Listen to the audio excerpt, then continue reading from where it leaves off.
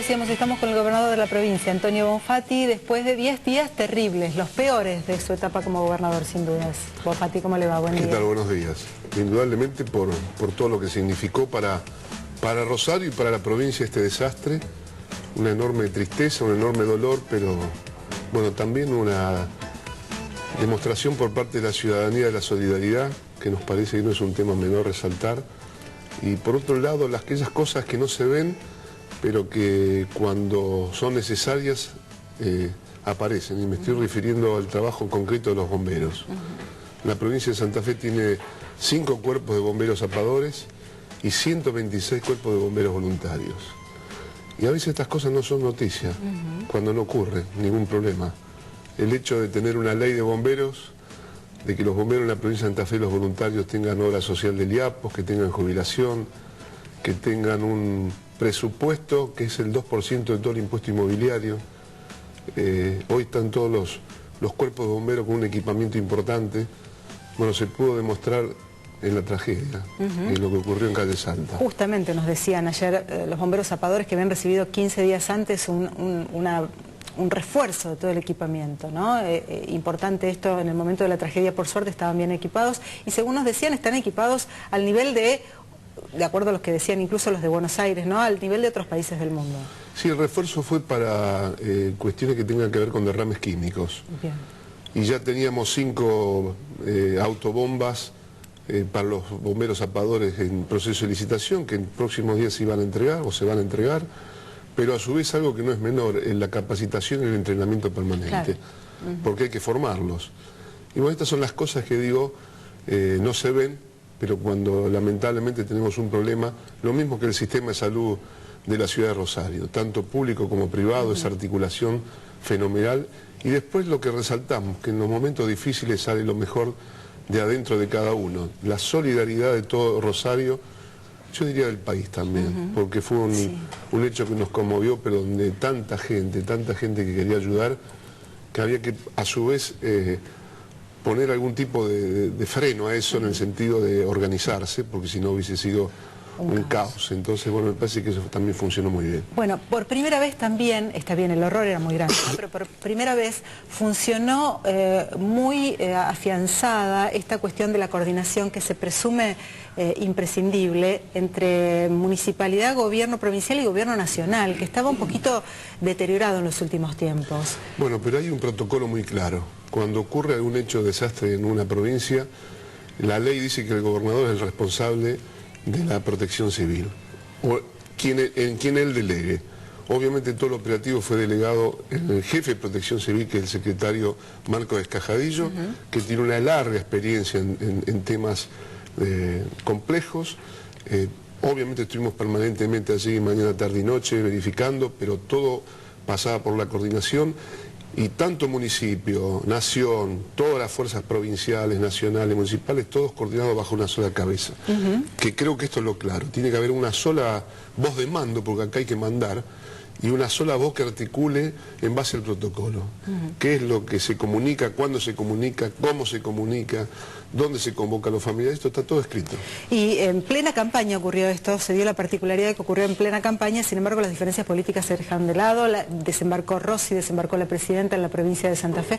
Muy cortita la reunión con la presidenta y muy efectiva, porque enseguida se dispararon anuncios importantes para la gente damnificada. Bueno, así hicimos el anuncio, el primero, que era el tema de los créditos. En el medio de todo lo que había sido el accidente, al día siguiente, cuando empezamos a ver la real dimensión, porque hasta ahí no habíamos podido entrar a los departamentos, nos dimos cuenta que eso quedaba muy corto, la propuesta de un crédito, que la gente no podía reparar su vivienda en forma unipersonal, que había muchas cosas comunes. Y ahí tomamos la decisión entonces que el Estado provincial se haga cargo de la reparación de los daños, obviamente de créditos para algunos, subsidios para otros, era imposible la limpieza. ¿Cómo hacer para garantizar durante estos 6 meses que estimamos puede llegar a demorar todo esto? Ojalá demore menos, la gente tenga un lugar donde vivir. ¿Cómo compensar a los negocios que han perdido actividad? Bueno, todo eso estuvo sobre la mesa y la respuesta del gobierno. Repasamos, Bonfatti, hay subsidios de 50.000 pesos. Subsidio de 50.000 pesos para el edificio en sí mismo damnificado y los colindantes que también están en un estado grave de deterioro, que hay que demolerlo, nos parece. ¿Para el edificio o para los titulares de los departamentos? Son dos casas que están al lado. Más 20.000 pesos para que puedan alquilar. Para todo el resto de la cuadra, 20.000 pesos para que puedan alquilar. La limpieza y la reparación de todos esos edificios, menos el siniestrado a cargo del Estado, y con respecto al siniestrado y los dos laterales si hay que demoler, evaluar a futuro los aspectos legales, jurídicos, porque hay seguros de por medio, entonces me parece que tenemos que esperar un poco y ver cómo se recompone. Y que el seguro responda. Pueden haber responsabilidades de otros, entonces todo eso lo dejamos para después. Bueno, ¿cuál es la sensación? Usted recién decía que después de algunas horas pudieron acceder al lugar de la tragedia y eso disparó inmediatamente, que se dieran cuenta de que la gente no podía ocuparse personalmente de los créditos en ese momento, que había que responder de otra manera. Pero después del espanto, ¿cuál es la sensación que le queda? Y la sensación es, primero, prevenir, que no vuelva a ocurrir nunca más esto. En eso yo creo que la justicia tiene que ser muy clara. ¿Dónde están las responsabilidades? Porque uno escucha muchas cosas, lee muchas cosas, se está investigando y tiene que haber un fallo de la justicia y que sea pronto. Y en segundo lugar, ratificar lo que se viene haciendo en protección civil. El hecho de estar preparados para la contingencia, que la ciudadanía sepa que está protegida. Fíjese, ocurre después un accidente con un colectivo, con un tanque que se quema y los bomberos estaban en un lado y en otro. Entonces me parece que dimos una muestra de estar preparados. Nos despedimos de Santa Fe, enseguida seguimos hablando con el gobernador, porque bueno, también usted hizo declaraciones puntuales ante la pregunta de una compañera, cuando le decía, se viene un antes y un después en los controles, se viene un antes y un después en los controles de empresas privatizadas. Enseguida hablamos de esto. La temperatura en la ciudad de Rosario, estamos así, nos despedimos de Santa Fe, que siga con Santa Fe Directo.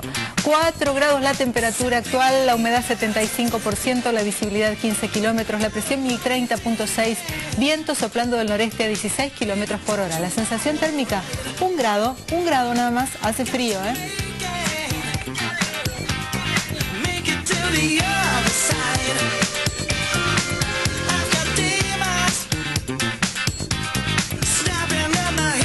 En segundos vamos a estar desde el lugar que veíamos recién, uno de los bares que habían cerrado sus puertas, pero que sirvió también como refugio de muchísima gente, inclusive de las reuniones del gobierno municipal y provincial durante la tragedia, como comité de crisis.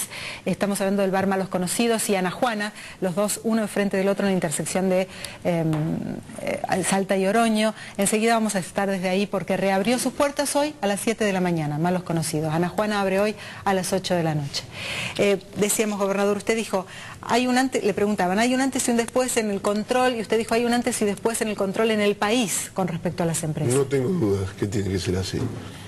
Diría no solamente en las empresas que pueden llegar a generar algún tipo de problemas graves como el hecho del gas, también en otras empresas concesionadas.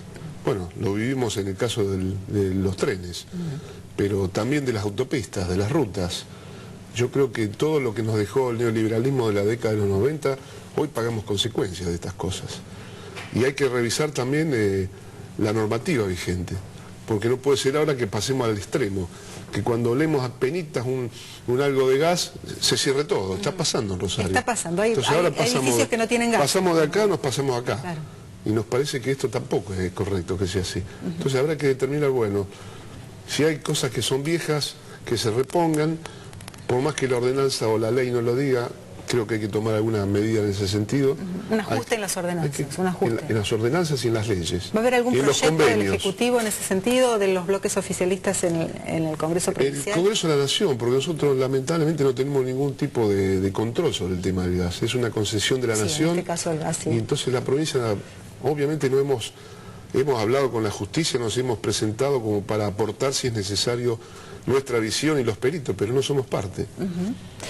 Hay un proyecto del senador Giustiniani justamente para dotar de un fondo determinado para asistir a las víctimas y para asistir a la provincia de Santa Fe, porque claro, usted hablaba de subsidios, hablaba de reparación de edificios y eso implica un desembolso de dinero importante de la provincia. Bueno, nosotros le pedimos a la presidenta qué tipo de colaboración había, en ese momento fue hay que esperar el desarrollo de los juicios y después acordamos el tema de los créditos por el Banco Municipal y el Banco Hipotecario. Yo reitero, eso nos pareció corto el segundo día y creo que es una catástrofe de una gran magnitud en donde obviamente si la Nación nos ayuda, bienvenido sea el ingreso de dinero. Pero va a haber un pedido puntual. Hay un pedido puntual del ingreso del senador de dinero. Nosotros hemos pedido un ATN, o sea un aporte del Tesoro Nacional de 10 millones de pesos para desequilibrios. Decíamos, todo esto se registra en un momento muy difícil, en un momento donde había campaña política, que quedó absolutamente un tercer, cuarto, quinto plano. Nadie pensó más en la campaña. Nadie pudo ni siquiera celebrar las elecciones. Pero ¿cuál es su balance del resultado de las elecciones, don Fati? Bueno, en primer lugar es una foto de una elección primaria en donde hay muchas ofertas, en donde la gente opta mucho más libremente que cuando tiene que decidir el Ejecutivo. O sea, ¿quién lo gobierna desde el Ejecutivo? Frente a la dispersión de propuestas hay más dispersión de votos. Esto es así. Una elección nacional muy similar al del 2009. El oficialismo perdiendo distritos importantes, los más importantes del país. Provincias que generalmente nunca perdía. A mí me sorprendió, por ejemplo, el resultado de San Juan. Pero, insisto, es una foto y no está todo dicho. Va a haber modificaciones porque la misma gente está pensando cosas y hasta en su cabecita cuando va a votar está pensando cosas diferentes. Por ejemplo, en una elección de estas características se puede castigar. Y después cuando tiene que decidir por elegir a una persona que es el Ejecutivo, la actitud es otra. Entonces puede haber desplazamientos leves, yo no creo que haya muchos grandes cambios, pero desplazamientos leves puede haber. ¿Usted cree como Wiener que va a haber más votos peronistas para Del CEL en las próximas elecciones del 27? No sé si va a ser así. Yo creo que el peronismo tiene un caudal de votos que es base y creo que este es el piso. Claro, cada cual hace su especulación, sueña con sacarle votos al otro. Yo creo que es claro el triunfo del Frente Progresista en la provincia y claro también que el peronismo no encuentra un rumbo en la provincia de Santa Fe. Ayer hablábamos con Caballero en una radio y nos decía que él no le pidamos que explique, cuando yo le pedí un análisis me decía, no me pida que explique la cantidad de votos que sacó Del CEL en esta provincia porque no lo puedo explicar. Yo soy un respetuoso de la voluntad popular, pero no puedo explicar esto. ¿A usted le pasa más o menos lo mismo? No, yo creo que hay ideologías similares que se terminan cruzando y eligiendo a un candidato a otro, pero no encuentro diferencias. ¿No le llama la atención los votos a Del CEL, no, entonces? No, para nada. Hablamos de lo que decía la presidenta después, porque la presidenta, lejos de hacer una autocrítica, dijo, bueno, vamos a sentarnos a dialogar con los que manejan el juego y no con los suplentes, con los dueños de la pelota. Vamos a hablar de la marcha del rumbo económico con los banqueros, con los representantes de las industrias. La UIA ya salió a decir, nosotros queremos un cambio. ¿Usted qué opina? ¿Hace falta un cambio en el modelo económico? Hace falta escuchar, porque ocurren todos los días situaciones complejas en distintos rubros de la producción en el país. El tema del campo hoy no es lo mismo que hace un año atrás y mucho menos 2 años atrás. Y si usted va a los cultivos regionales, el azúcar, por ejemplo, digo, Santa Fe tiene azúcar en el norte de la provincia, van a quebrar 400 productores si no se toman medidas urgentes, porque el azúcar no tiene precio. El azúcar va para producir bioetanol. Nosotros estamos ahora con un desarrollo de una planta de bioetanol en el norte de la provincia para generar trabajo. Hicimos un convenio con la ANCAP, o sea, con la petrolera uruguaya, con ALUR, que es el alcohol uruguayo, del gobierno uruguayo, tratando de preservar esa economía regional. Si no se lee cada una de las cuestiones que ocurren, la leche, por ejemplo, la lechería hoy está en un proceso muy grave, como lo estuvo hasta hace poco la ganadería. Hay justamente reclamos rurales a la provincia. La sociedad rural reclamó por el discriminatorio y regresivo aumento del impuesto inmobiliario rural con valores que para algunos productores superó el 400%. No hubo ningún cambio. Claro, el reclamo está justamente en lo que sancionado el año pasado por la legislatura con respecto a la reforma fiscal. A eso apunta la sociedad rural. Hubo campos de muchos miles de hectáreas que del año 70 y tanto no tenían una readecuación. Entonces, creo que ha sido una justa reforma tributaria, pero si lo mira en términos comparativos con otras provincias tenemos diferencias abismales. Entre Río y Buenos Aires deben pagar 3 o 4 veces más, pero a su vez es injusto decir 400% sin hablar de en qué periodo, porque la inflación de este periodo, si lo tomamos del 70 y pico, 73, 74, que fue la última revaluación, a hoy, salen miles de porcientos. Entonces es injusto el planteo. Fíjese que ni Federación Agraria, ni CARFE, que nos hemos reunido muchas veces, nos han hecho este planteo. Gracias por venir, una vez más. Hay muchísimo más para hablar, pero lamentablemente tenemos un tiempo y también el gobernador tiene el suyo. Gracias por venir. Estamos